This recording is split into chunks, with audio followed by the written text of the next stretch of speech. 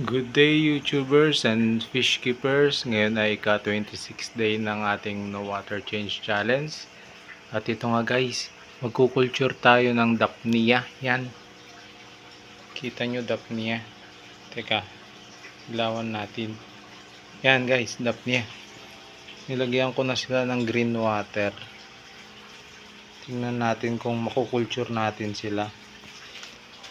Ito na, so far malinaw naman ang tubig natin guys sa day 26 ng no water change challenge. Linaw guys, so inilawan ko. Hindi tayo nagpakain today, kagagaling lang natin ng work. Yan, pakita ko lang ang linaw. Dumi na naman ang filter guys. Napalinaw niya yung tubig. At ito yung naka-quarantine nating mga SBD. Yan. Sinubukan kong lagyan ng garlic para tingnan natin kung gagaling siya. Natutulog na sila guys. Yan.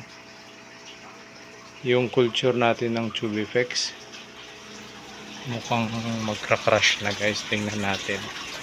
Ito po, yan yung pool. Ayan yung Tubifex natin. Pulang-pula. Pero may mga namatay, napansin ko. Ewan ko kung magsusurvive guys. Sana makasurvive. Ito yung ano natin, yung beta. Yun guys. Overall, malinaw naman ang ating tubig sa day 26.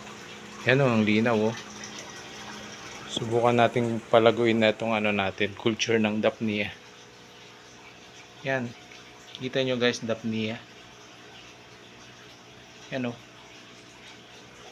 Para pag nag-breed tayo ng ano, ng rancho, may pakain na tayo, live foods. So yun lang sa day 26 natin guys. Sensya na, pagod tayo ngayon. Thanks for watching.